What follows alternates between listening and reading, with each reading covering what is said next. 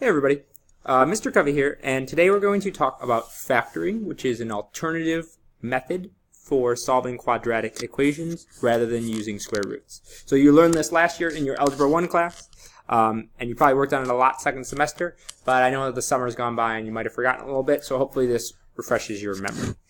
Before we talk about factoring, let's solve this equation. This is like the ones we've been solving in class. It is a quadratic equation because we have a squared there. So I'm going to likely have two solutions to this equation. In order to solve this, I'm going to get the x squared by itself. So I'm going to subtract 3 from both sides.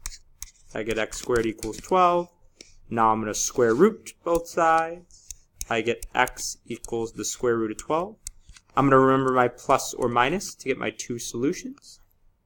And I'm going to break down that square root of 12 into a perfect square, 4, and another number, so that my solutions simplified are x equals plus or minus.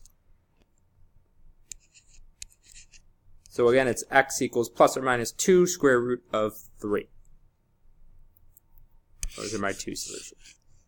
Okay. So what I want to talk about that's new, that we haven't talked about yet, is when you have an equation like this. So we might have talked about this briefly in your class, maybe not, but that x term there makes it so that using square roots to solve this equation is not a possibility. So that's not a technique that we can use. So instead we did a different technique, and that technique is factoring. So factoring works for solving quadratic equations because of something called the zero product property. So let's talk briefly about this zero product property first. Zero product property says something which is intuitive once you hear it. It says when you have two things, whether those are two numbers or two expressions, it doesn't matter, two things that multiplied together equal 0, then one or both of those things must be 0. It's not possible that like -3 times something equals 0 or 5 times something equals 0 unless that other thing is 0. So if you see two things multiplied equal to 0, at least one of them is 0. So in this case, either whatever's under the red is equal to 0, whatever is in that set of parentheses, or whatever is under the blue, whatever is in that set of parentheses is equal to 0, or both. Okay, so you get two possibilities there. So we're going to use that idea. So we're going to take this equation and we're going to somehow get it to look like a product.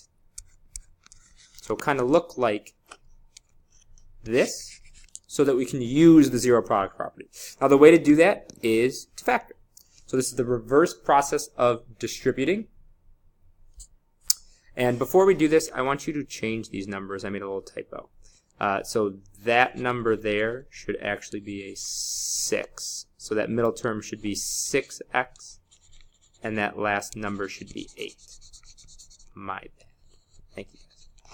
Okay, so when I'm trying to factor this, I'm going to get a binomial and a binomial. So I'm going to have two terms there, two terms here.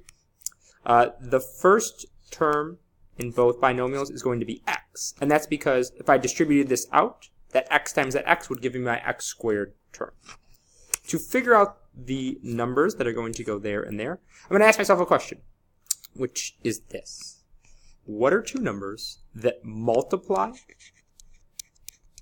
to 8 and add to 6? So they have to multiply to 8, you might remember, and add to 6. And I'm going to think about it. I'm going to think, what kind of numbers multiply to 8? Well, 1 and 8. 2 and 4.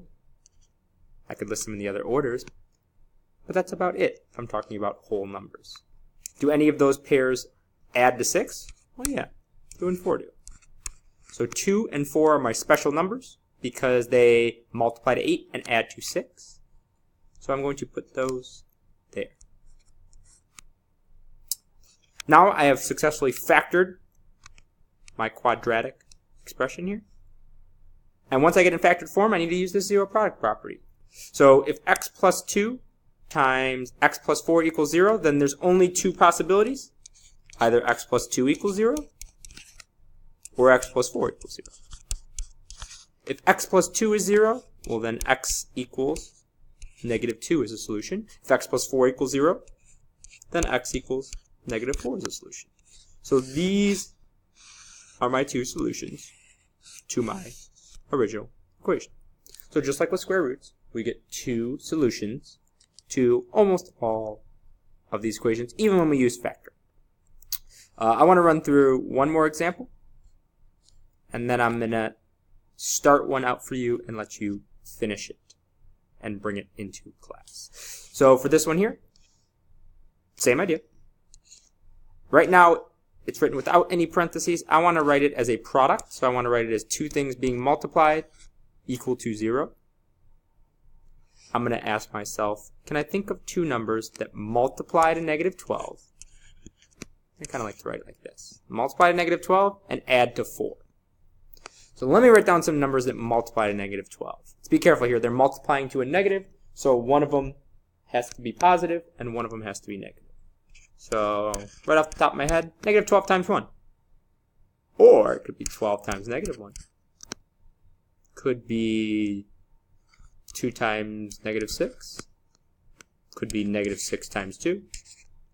Could be 3 times negative 4. Could be negative 4 times 3.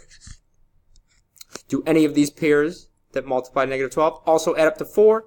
You might have spotted it while we were going through. Oops, I did this one wrong. Positive 6 and negative 2. And that's our pair. 6 times negative 2 is negative 12. And then 6 plus negative 2 is 4. So I knew I was going to have x's here.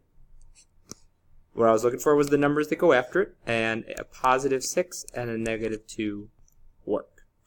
Again, this is the reverse process of distributing. So if I wanted to check if I factored this correctly, I could always distribute this out and check that I in fact get that back. And I would.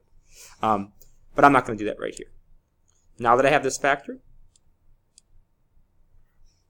I'm going to set each binomial equal to 0. I'm going to solve those two mini equations. If x minus 2 equals 0, I'm going to add 2 to both sides, and I'm going to get x equals 2 as one solution. If x plus 6 equals 0, I'm going to subtract 6 from both sides, and I'm going to get x equals negative 6 as another solution. And those are my two solutions. This last one I'm just going to start you out with, ask you to finish it and bring it into class. And that is a little different. And the way I would think about this is if you go down here and write what we want it to look like at the end, you'll remember, hey, in order to use the 0 product property, it better be equal to 0. Well, this isn't even equal to 0. So before I even start, I need to move that 15 over to the other side. So I'm going to subtract 15 from both sides